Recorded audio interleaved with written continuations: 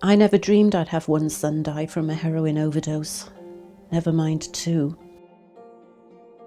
Jake and Roll were born 3.5 years apart, but they were the best of friends from day one, and whatever Jake did, Roland wanted to do.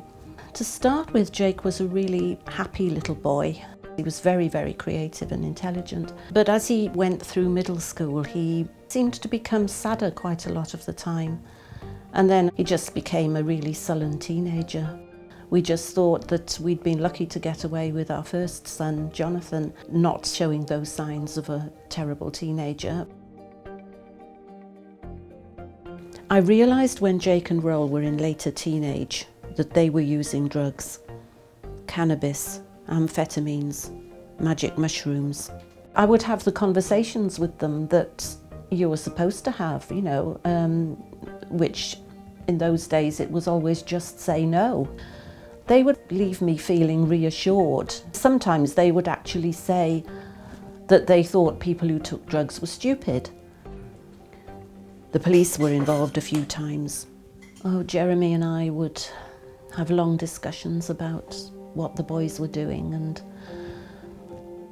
what could we do about it.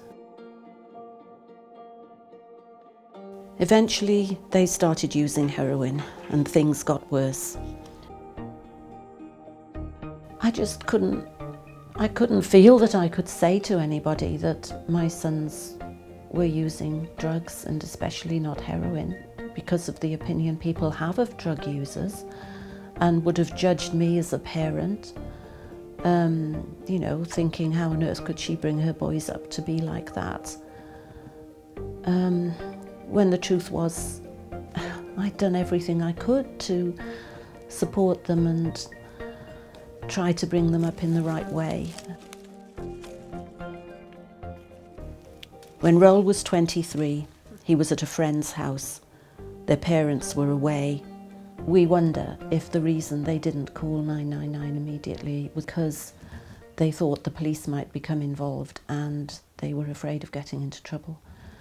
By the time they did call 999 and the ambulance arrived, it was too late. Roland was dead.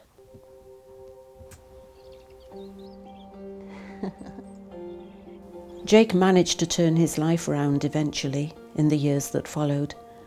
He worked hard, got back into exercise, undertook a master's degree, found a partner, and had a baby.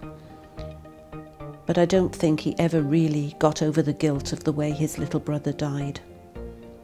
Just when I thought Jake would stay drug-free forever, he relapsed.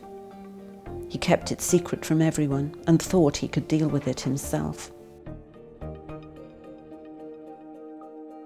He was found dead alone in his room.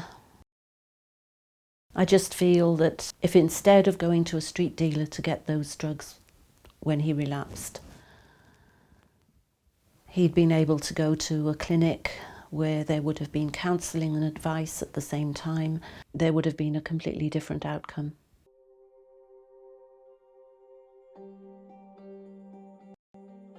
People will always want to take drugs. You're never going to be able to stop people taking drugs. This is why I want the government to look at ways in which we could change our drugs laws to make people safer. 10 miles from here is a natural burial ground. 2 of my sons are lying there. I'm hoping that with the Anyone's Child campaign, we might be able to prevent other people's children ending up in the same way.